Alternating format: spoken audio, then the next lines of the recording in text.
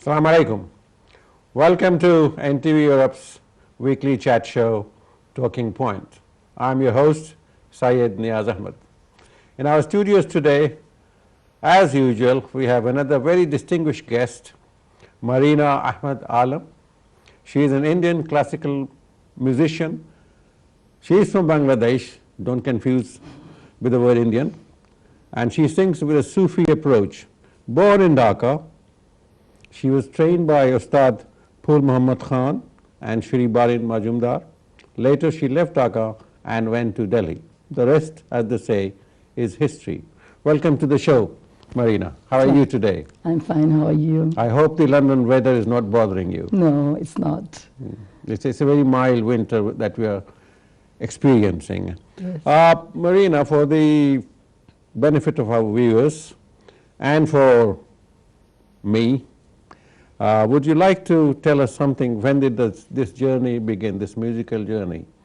This began in Dhaka, but you have been to many places. You have trained in Mewati Gharana, in Jaipur Gharana, and in many places. You are the senior disciple of Pandit Padma Bhushan Jasraj ji. Yes. That's quite an honor, isn't it? Yes, absolutely. And you often accompany him on his tours in the world. Yes, I do. Right, so where did this journey begin and how did you get into music? Because I know that your father was a lawyer. Yes, my father, my grandfather, but in our family I think the music was always there. Mm-hmm. So I think when I was 3 or 4, I don't know when I started, always Ustad used to come home and tabla, we are learning classical music. And the first television came to our house when my elder sister, Tahmina, was performing. So music was always there. And I don't know how I really love classical music, because my other brothers and sisters, they were learning Ravindra Sangeet, Nazrul, and classical. But I always loved classical. And when I started with Ustad Phul Muhammad Khan, then Ustad Barin Majumdar. And when I was 12, 13, I started telling my father that I have to go to India. Right. And my father said, no, you have to go to Shantiniketan then. I said, no way, I'm going to Lucknow. And he compromised with me. How were you influenced? I mean, who influenced you? You I felt think- that you have to go to Lucknow and not Shantiniketan to learn I something think for different. classical music, I heard Raga brothers, I heard so many other artists. And my guru, Ustad Barin Majumdar, he was from Lucknow Morris College. So then my father said, no, not Lucknow, Lucknow is too far. So Delhi. So I went to Delhi, he dropped me off there, and my father, and I always say that I have amazing parents, like born in a Muslim family, and when we were 16, they allow me to go so On your far own. on my own, exactly. And my father at that time, he was the Attorney General, and he said to me that, you are in India and you want to be a musician, so think that they are your family. Right. My principal, Vinay Chandra Mudgal. And I think that lesson I always in my life I remembered. And I don't know when I became, when many people ask me that they feel like I'm Indian, South Indian, look like it. And I think I feel like I'm so global. I never felt, I'm in New York, I'm wearing sari, I'm walking, and I feel like, I'm from everywhere. I never felt that, I'm Bangladeshi or I'm Indian or I'm American.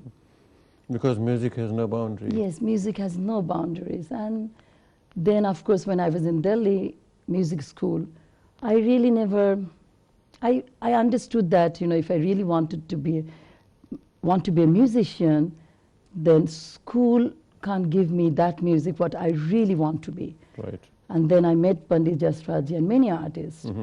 And when I heard first time Guruji, I told my principal that, he's my guru. I want to learn from Pandit Jasraj ji. You call him Guruji. Yes. And then eventually in 1988, I joined with him. And then my journey started with him. And again, then I moved to America. And What do you have to do to learn classical music? Do you have to have any special aptitude, talent to learn classical music? Because a lot of people have music in their blood and they go to this pop music without the benefit of learning the ragas. I think, it's ultimate music is a classical music. And when I sing classical, I just feel like I have a connection. I have like direct connection with God. And I just, I can spend my whole day, my whole life. I don't know. I love light music and any music. But I think everyone needs to learn classical music. If you don't learn classical music, then you don't know what you are doing. Even the Bollywood music, it's not classical music. It's all based on. Absolutely. And it's such a soul music. It's like the job of a clown, everybody thinks that a clown is just a funny person, he can do acrobatics and do that. But they are extremely clever acrobats to perform and not to hurt themselves and to make you, entertain you and to make you laugh, see. So to produce a very successful film based on some sort of very popular music, you have to know classical music that appeals to people, that strikes a chord somewhere in their life. Yes, and people think that, classical music means, it's too long, it's too sargam, and it's not that. Basically, it's a sur, the note, tune, and I think everywhere, the music is everywhere. The wind is blowing. You can hear some music when the river is flowing. There's some music we can hear. So music is everywhere, and that is soul music. And the classical, you don't need anything. You can sit and you can sing. But you need a guide. You need a guide, yeah, that's true. Because the perfect note, again, it comes like, you have to, your whole life, you are really looking forward to, how I can sing the right note. Every morning, every day I practice, and even though I feel, oh my God, I don't sing in tune. Is your guru, Jasraj, as strict as the Pandit Alauddin? Guruji is like that. He's our best friend. He's our father. He's every relationship, we can say that, he's such a wonderful human being. But when he teaches, oh my God, he's very tough. He can hit you, he can do anything. Oh, I learned that from Pandit Ravi Shankar, that Ustad Alauddin was very strict. Yes, and right that he would even hit people. When you spent how many years with Pandit Jasraj? Oh my God, it's like 27 years. Yes, it says somewhere I read 2 decades. 2 decades, yeah, more than 2 decades, yeah. And you're training in Mewati Gharana. See, what is a for a layman like me? What is a Gharana? It's like a school of thought, is it? Yes, exactly. Like maybe you are from Khan family, I'm from Ahmed family. It's the same as the Gharana is like that. That Nazir Khan Sahib, Khage Khan Sahib ji, he started this Gharana. And then Guruji's father learned from him. Guruji's father learned from his chacha. And then when Dada Guruji died, Guruji was only 4 years old. So Guruji's guru is his eldest brother, Pandit Mani Ramji.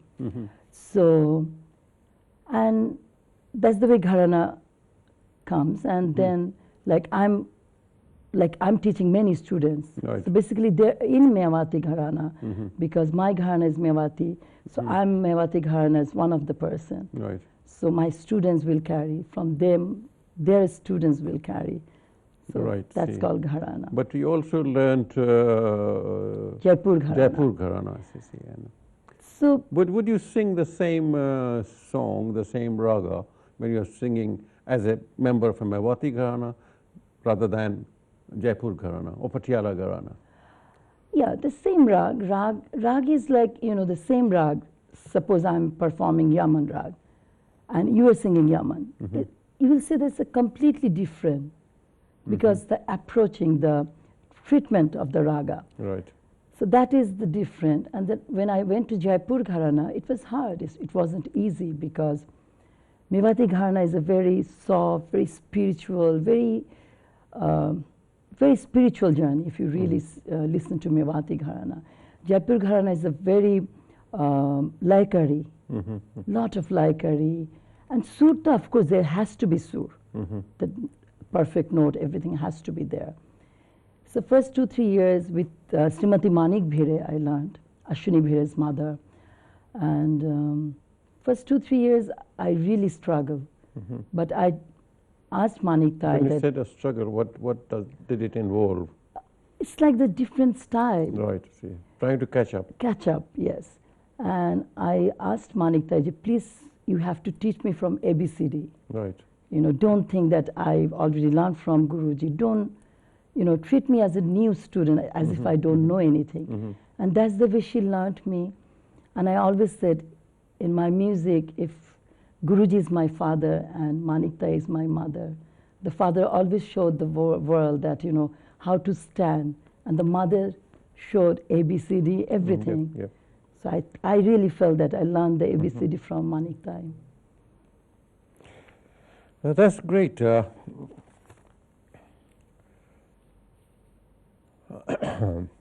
Marina, you have a wide repertoire and also you perform Tumris, ghazals and sacred or Sufiana music, see.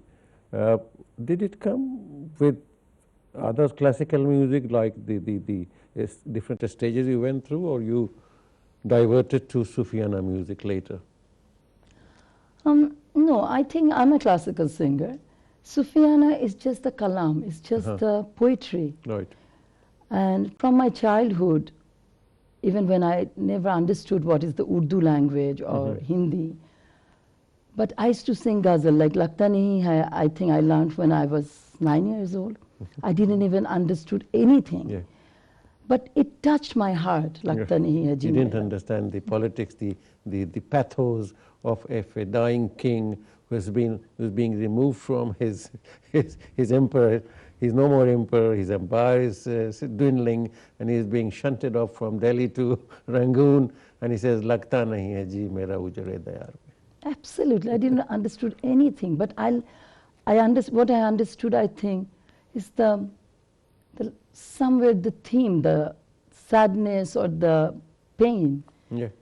And I think music is like that, ultimately. You don't need the language. I have so many American students, my best students, she is from Japan and London. Okay, Marina, I have to take a break, and then when we come back, we'll definitely talk more about the different gharanas and your performance worldwide. Okay? Yes. Don't go away. After this break, we'll be back soon with our distinguished guest today. See you soon.